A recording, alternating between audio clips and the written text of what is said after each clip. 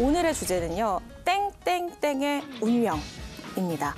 첫 번째 알아볼 운명의 주인공 총장님께서 준비해 주셨죠?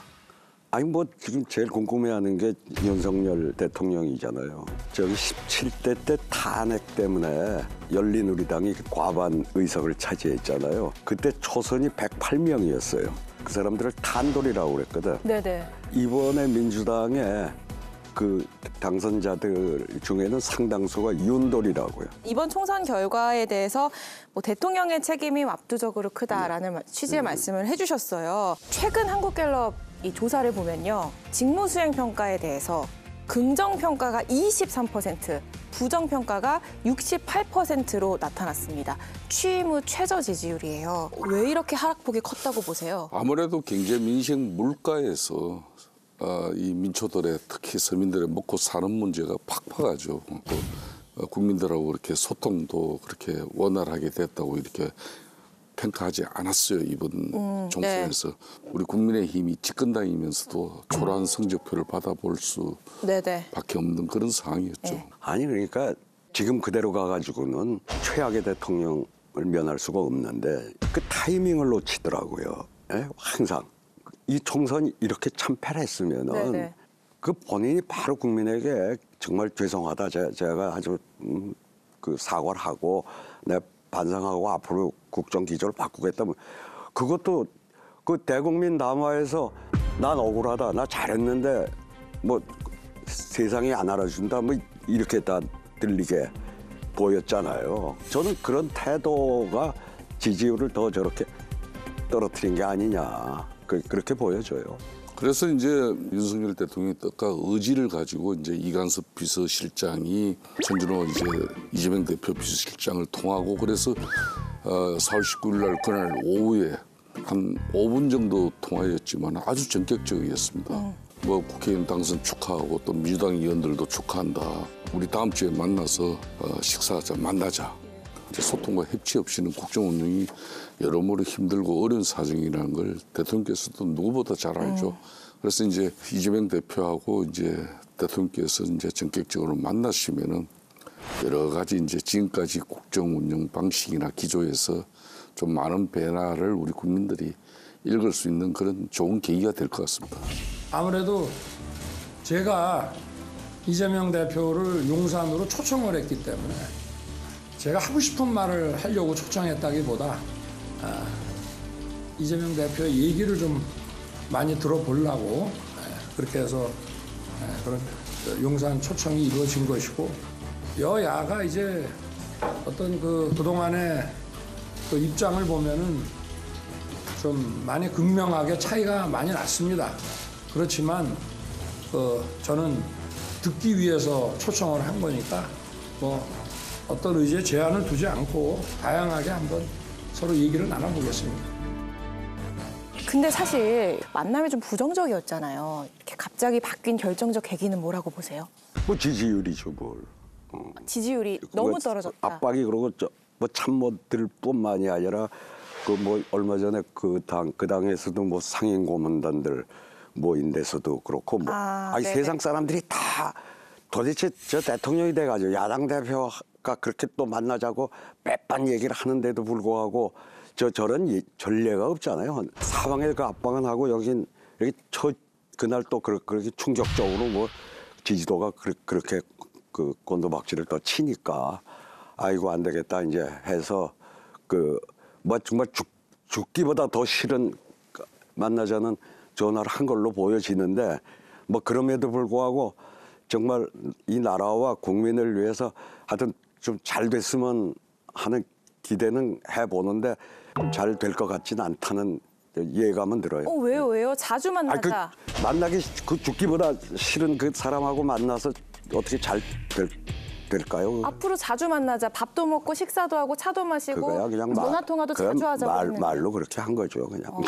근데 하나 궁금한 거는 총장님 말씀대로라면 그렇게 만나기 싫은 이재명 대표와 다른 대표들과 함께 만나지 않고 단독으로 1대1 회담을 제안한 이유는 뭐라고 보세요? 아니 그러니까 지금 원내정당 대표라고 해봐야 조국 대표하고 이준석 대표잖아요. 네네. 아마 그 둘은 이재명보다 더 보기 싫을 거니까. 생각해 보세요. 조국하고 윤석열 지금 대통령은 어떤 사이입니까? 이준석하고는. 나는 이재명 대표가 상당히 의외로 저는 뭐 이 반응이 좋아요. 선배님 말씀처럼 정말 어려운 만남인데. 네네. 그런데 이제 윤석열 대통령이 마음을 내줘서 감사하다.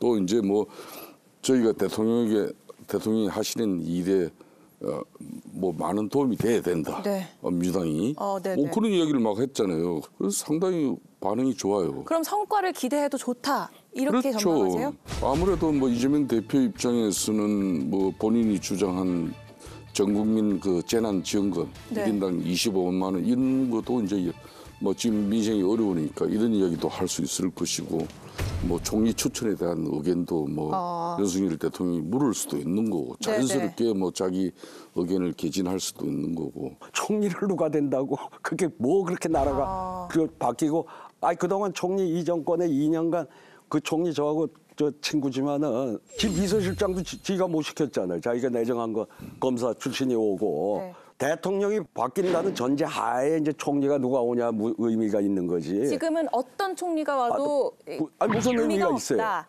그동안 한덕 총리가 와서 뭔 역할을 하는 게 제가 물어볼게요. 뭐가 보인 게 있어요? 뭐 선배님 첫 술에 배부를 있겠습니까? 중요한 것은 윤석열 대통령께서 이재명 대표를 국정의 이제 파트너로 인정하고 이 민생과 대외 문제를 이제 폭넓게 상의할 수 있는 그런 첫 단초가 이제 열렸다는 것은 대단히 큰 의미고 또 이재명 대표도 바로 이걸 수락하면서 민생 현장에 어려움도 많다. 그렇기 때문에 가급적 빨리 만나자.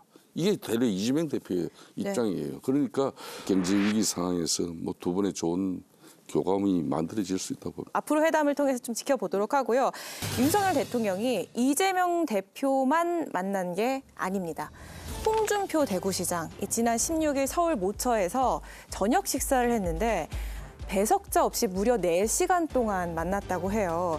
윤 대통령은 왜 홍준표 시장을 만났다고 보세요? 뭐 아시겠지만 홍준표 대표는 또 술을 잘 못해요.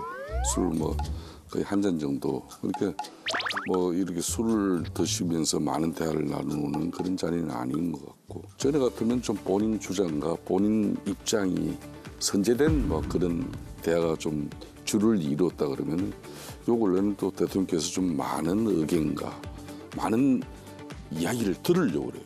워낙 그동안에 저런 무지막지한 대통령이 어디 있었어요, 그래. 그러니까 이제 좀 변하려고 그러면 그래도 그 좀 선배들, 경험 많은 선배들, 경륜이 있는 선배들 만나서 저런 걸 듣는 자리를 좀 많이 갖는, 저것도 조금 변화된 것 같아요. 언제 저렇게 몇 시간씩 만찬한 일이 없잖아요. 정치 경험 있는. 홍준표 시장 만난 것도 어떻게 보면 변화다. 전 변화라고 보여지대. 이 자리에서 홍준표 시장은 총리 후보로 김한길 대통합위원장, 비서실장의 장제원 의원을 추천했다고 합니다. 신임 비서실장을 여러분께 소개하겠습니다. 우리 정진석 전 국회 부의장 사실은 소개가 필요 없을 정도로 여러분도 잘 아실 거라고 생각하고요. 어깨가 많이 무겁습니다. 여러 가지로 여소야대 전국 상황이 염려가 되고 난맥이 예상됩니다. 이 어려운 시점에서 윤석열 정부를 돕고 또 윤석열 대통령님을 도와야 한다는 것이 저희 책임이라고 느꼈습니다.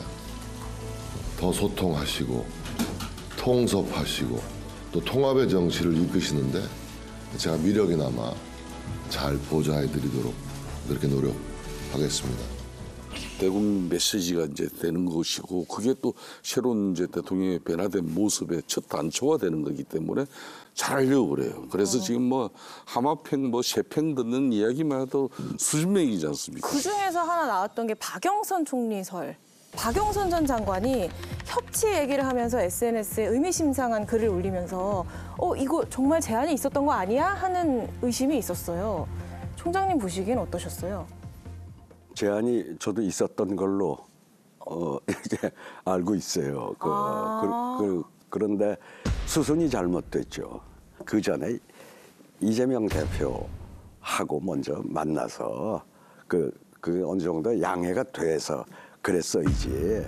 그게 없이 아마 박영선 장관 보고 당신이 좀 이재명 대표한테 양해를 좀 구해봐라 뭐 이랬던 거 아닌가 보여져요. 이게 제 추측입니다만. 제안이 있었던 거는 확인을 하셨고, 근데 확인이라고까지는 그렇고 하여튼 좀 간접적으로라도 제 들은 걸로는. 근데 연이 있나요? 어떻게 그 통로가 부분은 채널이? 이제 다만 이제 뭐 좀 추측을 해보면은 박영선 이제 전 장관께서 이제 전에 국회 법사위원장도 했지 않습니까? 법사위원장을 할 때 그때 이제 사람에게 충성하지 않는다는 그 윤석열 대통령의 그 유명한 어록이 거기서 나오는 거거든요. 혹시 조직을 사랑합니까? 네, 대단히 사랑하고 있습니다. 사랑합니까? 네. 혹시 사람이 충성하는 거 아니에요? 저는 사람에 충성하지 않기 때문에 예. 제가 오늘도 이런 말씀을 드립니다. 그렇게 해서 인연도 있고 또 대통령 되시고 난 이후에도 미국의 하버드대에서 강연을 할 때도 거기에 참여하고 있는 그런 자료 화면들이 지금 막 나오고 있더라고요. 아, 윤석열 대통령이요? 예. 그래서 이제 이게 뭐 몇 개 언론에서 이렇게 보도한 내용이 전혀 근거 없는 내용은 아니구나 이렇게 이제 추측은 하는 거죠. 소통 채널이 없었던 건 아니구나. 충분히 대화할 만한. 제가 그냥 박영선 의원한테 직접 들은 얘기인데 네. 이제 여주지청에 있을 때 네.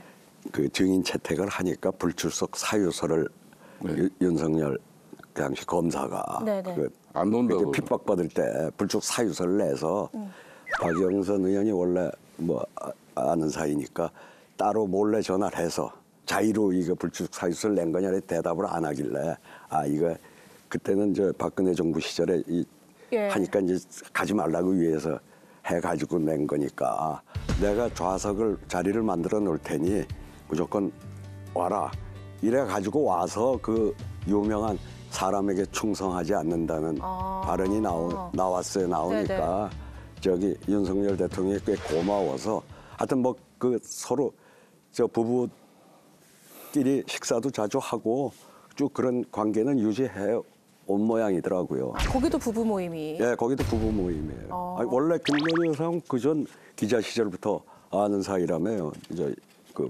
박영선 의원하고는. 저는 모르죠. 오늘 뭐 윤태 선배님 저 내용은 뭐 기자들 기사 많이 나오겠는데. 아니 많이들 알고 있는 내용이다. 네. 어쨌든 이 총선 이후 윤석열 대통령의 변화가 보이기 시작을 했습니다. 이게 협치의 물꼬가 될지, 협치의 시작이 될지 지켜보도록 하고요.